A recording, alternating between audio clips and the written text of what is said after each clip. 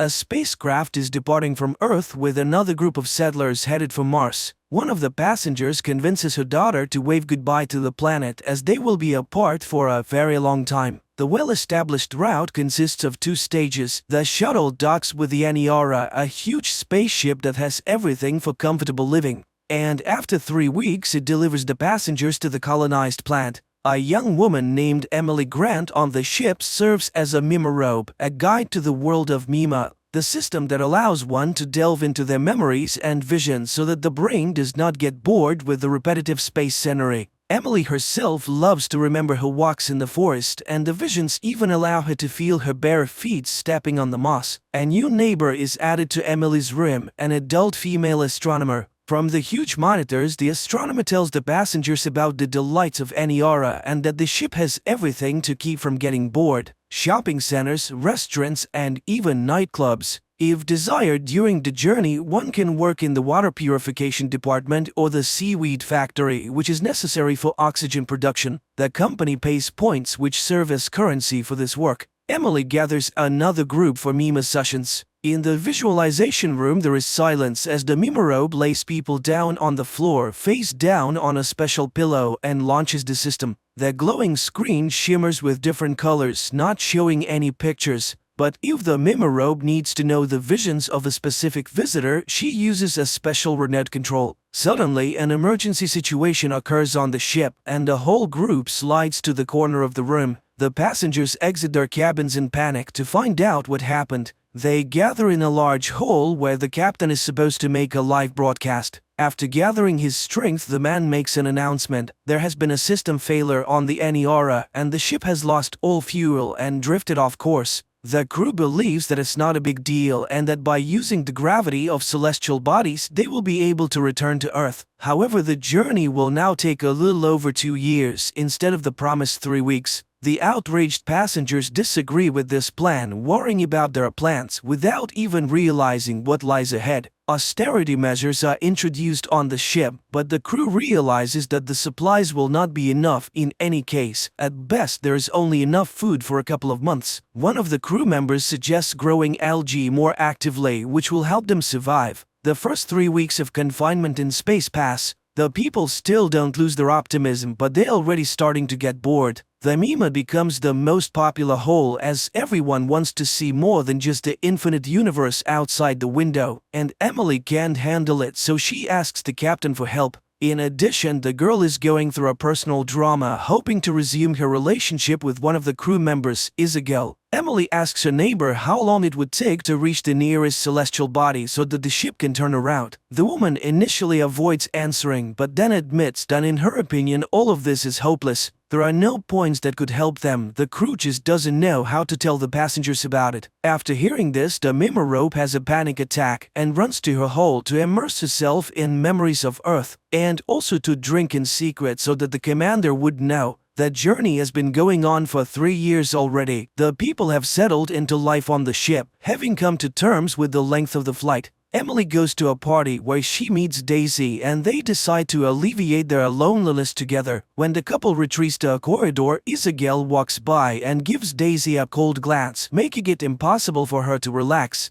There aren't enough people on the ship to work with the algae and water purification systems. Even young passengers are now being recruited, but the systems can't keep up, and all the drinks have an unpleasant sulfide smell. Strange things also start happening in the ship's hull as the system malfunctions, and Mima, using human language, begs to stop as it can no longer handle passing through people's memories. One of the people lying on the floor starts thrashing around in hysteria, and when Emily connects her remote to him, she sees very unpleasant images in his head. The Mimorobe turns to the ship's captain, asking him to let the system rest, but he believes that this is the passenger's only outlet and denies her request. Furthermore, he reprimands the girl for driving customers out of the session. During the next session, Mima repeats its words, and at some point the laser screen begins to crumble, finally stopping the system's operation. The customers are dissatisfied and blame the Mimorobe entirely. The people gather at the door to the hall to hold a memorial for Nima, and the management accuses Emily of what happened.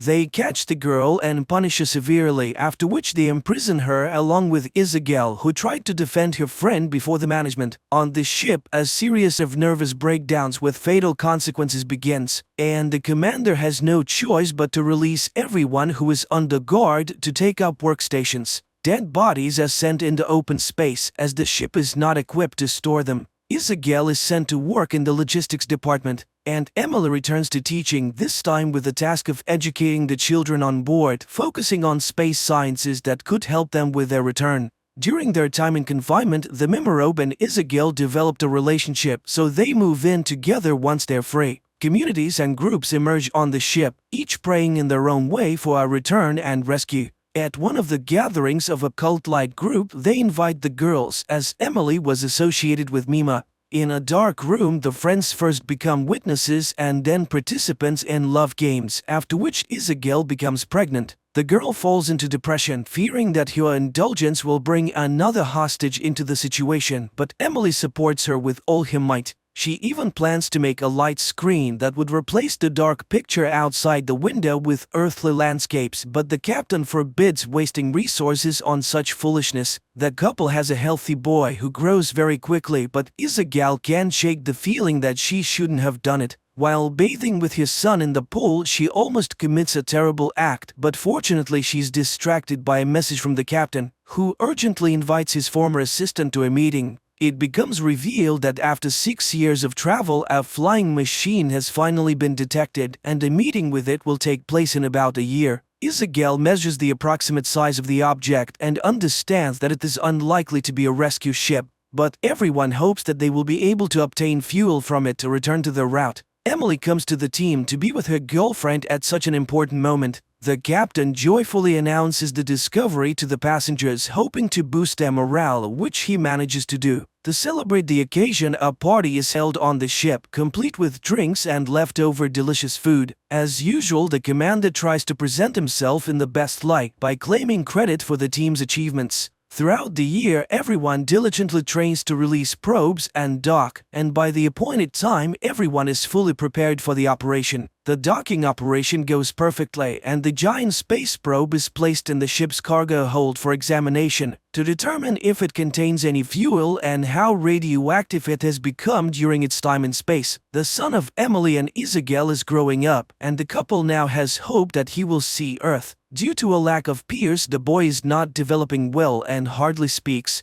It is not possible to determine the chemical composition of the object because the study methods on the ship are outdated, but work is constantly being done. The captain declares that he does not consider it a mistake to give people hope, as it has brought stability to many. The roommate of Emily gets drunk at the bar and becomes too candid, causing panic to break out on the ship again. The captain takes notice of this and gets rid of the troublemaker at the first opportunity, even sending her body into open space but allowing for a memorial service for Emily. After taking an exhilarating pill, Emily goes to the bar where she meets Daisy and his friends again. The group has a fun time, but another accident occurs on the ship. An unknown object explodes and damages the equipment. Those who were working on the probe in the cargo hold at the time are lost forever. Upon inspection of the damage, the captain orders them to be disposed of while saving any useful clothing. Meanwhile, the Mimorobe returns home and asks Isabel for forgiveness, and it seems that everything is returning to a peaceful state. However, during the conversation, Emily realizes that her friend has developed mental disorders. After putting her son to bed, Emily shares her achievements at work with Isabel. The two women have a nice chat, and Emily is not worried about anything. Wishing her friend a good night, Emily leaves to finally connect the light screen she has long dreamed of creating. Everything works perfectly, and the remaining passengers on the ship marvel at the earthly landscapes with waterfalls and forests outside the window. As she listens to the words of gratitude, Emily plans to create new pictures. Emily runs to her cabin to hear the opinion of her family. She opens the door with the key, but it doesn't budge. Emily tries to fix the lock several times, but then realizes that something is blocking it from the inside. With effort, she finds a belt from a rope on the door handle, and Isabel is nearby. Coming to her senses a few seconds later, Emily runs to her son's room, but there she's met with a terrible sight. It's the 10th year of the journey. The captain gathers the few remaining passengers in the main hold and presents Emily with an award for creating the light screen. As she receives the medal from the commander, the young woman notices traces of a nervous breakdown on his wrist. Giving a speech, the captain tries to appear heroic in this situation and suggested they should be proud that they have gone farther than anyone has gone before. On the 24th year of the journey, only a few people remain alive. Old and wrinkled Emily leads a meeting of the survivors where they pray for strength to be sent to them. The ship has long been powerless and is floating in space like a piece of space junk. And almost 6 million years later, the spacecraft Aniara approaches an unknown planet in the constellation of Lyra.